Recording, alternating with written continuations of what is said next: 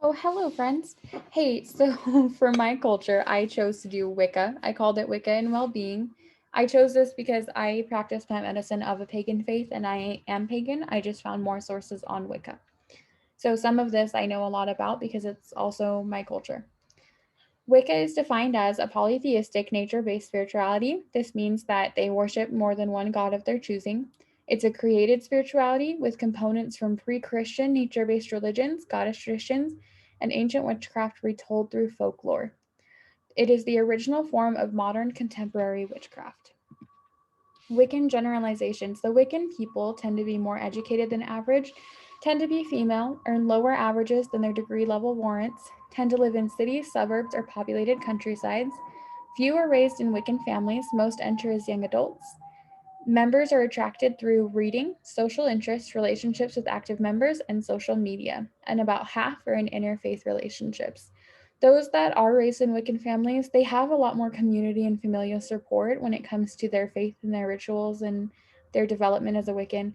But they also get more prejudice, more bullying, more issues with that than people that come into Wicca later. Wiccan beliefs. One should be able to do as they please as long as they harm no one, not even themselves. This is a foundational Wicca belief. Most people share it. Nature, plant spirits, and ancestral spirits should be worshipped, and the four elements are essential to ritual. The divine is both feminine and masculine, and within both the feminine and the masculine. Change in your life can be influenced by magic and ritual. They denounce beliefs in one masculine god, Satan, and the divine giving reward or punishment. Instead, they believe that you create your own karma, and that will influence your future. Wiccan practices. So how do they practice magic and how do they do ritual? How do we? Magic either creates change or brings us closer to the divine. That's the basis idea. Ritual can be anything like tea ritual with this is rose tea. You would put it in a cup, you'd include meditation, mindfulness, you would set up the scene as if it were a ritual. Or protection rituals, I usually use a lot of plants in those and I create a barrier around something while I meditate. Full moon and new moon rituals, I use full moon rituals as a time to cleanse and new moon rituals as a time to focus on the things that I want to bring into my life. There's also tarot card readings, practicing magic, which could be any of these forms or whatever that individual Wiccan wants it to be. Also, observing the Celtic calendar, which is called the Wheel of the Year for pagans.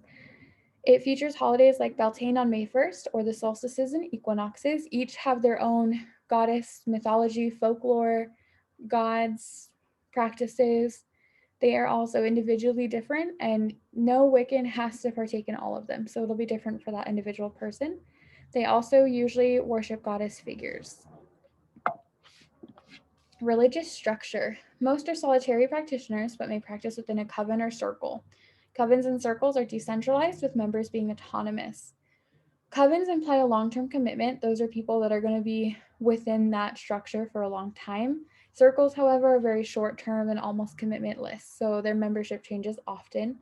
Women are primarily the leaders of circles, covens, and formal organizations. There's also no central text or doctrine shared by all the members, so everything that I've told you so far is a generalization of what Wiccans typically believe. Not everyone will share those. This is a picture of the Wheel of the Year that I mentioned. Samhain on October 31st is Halloween. That is the Wiccan New Year. Wiccan worldview. Coexistence with all beings on the planet and pluralism. Pluralism is the belief in more than one reality. They also believe in denouncing control and exploitation of those different or weaker. That's why a lot of the Wiccan influencers on like Instagram right now speak a lot on social justice. They have a life affirming perspective. They believe in healing and fixing what is wrong with the world and themselves and their community. They believe in reincarnation to the Summerlands, and then highly empowered female members that take after their highly empowered female leaders. This is a picture of a tarot card spread somebody else did. Wiccan health beliefs. They do believe germs may cause illness like modern medicine. They also believe that illness can be caused by things like astrological influences. So, like too much universal energy that's caused by a planetary movement could make you sick. Consuming toxic substances like foxglove is a beautiful plant that we make digitalis out of in the medical field, but even touching that plant can cause you to get sick. Consuming an excess of substances, this can include an overexposure to elements and too much caffeine.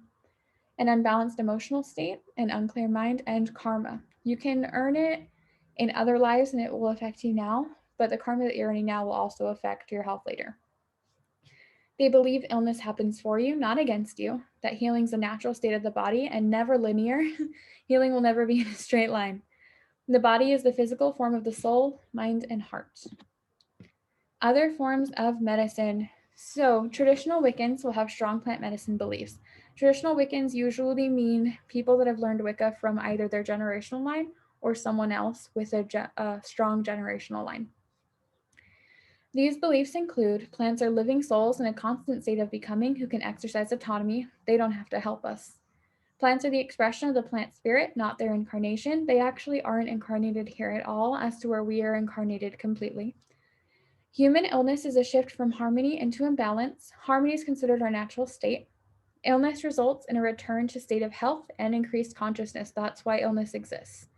We need it to understand our harmony better and to grow. When using plant medicine, state of health is regained because of humans' natural ability to heal when faced with plants astrology. The plant's characteristic speaks to the wisdom it holds and the illness it treats. A sticky plant you'll want to use if you have an illness that's causing like mucus to build up inside of you. That stickiness of that plant will pull that mucus or something lingering out of you. That's that concept. By understanding all of these beliefs, as well as knowing each plant's soul, herbalists of the Wiccan community can treat illness.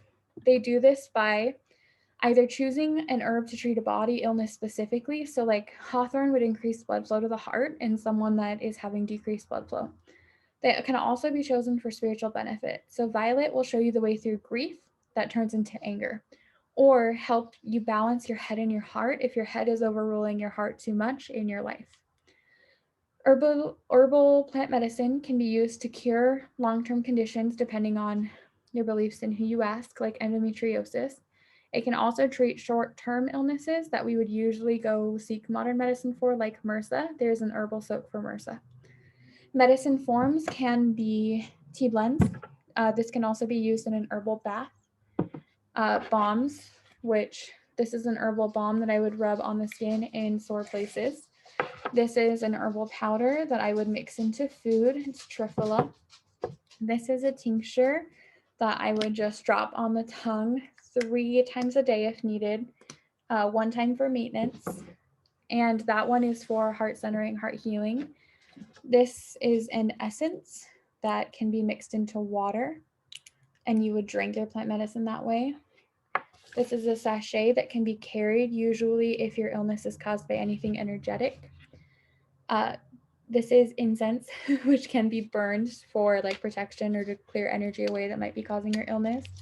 Herbs can also be made into tablet form like traditional medicine. This is yin chow, which helps treat COVID. You can also burn some of the plants to get benefits that way, same as the incense. This is juniper.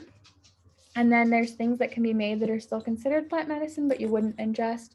Like this is a witch's ball somebody gave me. There's plant medicine within it, and it's designed to protect the energy of my home in the hopes that no energy can cause illness for me. When plant medicine isn't the best choice, they are comfortable with seeking modern healthcare. They are generally positive with staff. They accept routine healthcare like dental visits. They'll also seek out care for acute illnesses like cancer.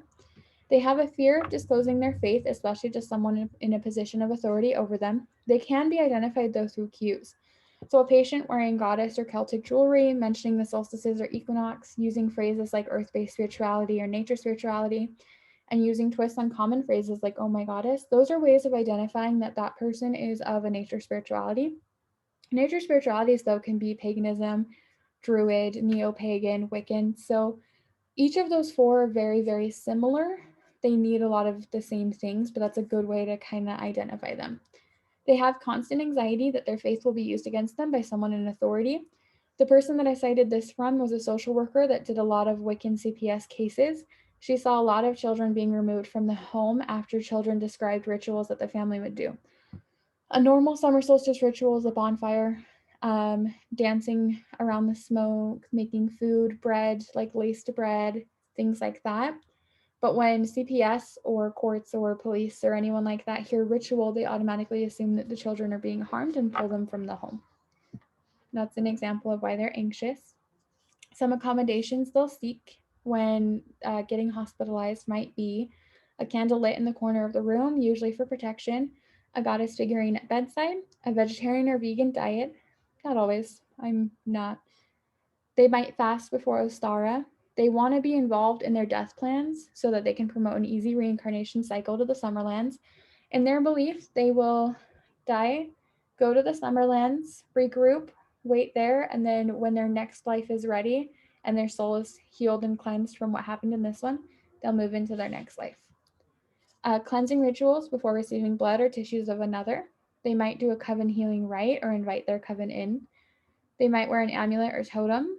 Any healthcare provider needs permission before touching any of the sacred items. Sacred items would be anything that I've mentioned to you here. They may also want to do grounding exercises, meditation, etc. And these are all the references I used today. If you have any questions, reach out. I'm more than happy to talk about anything that I put in here, and plant medicine always. Have a good day.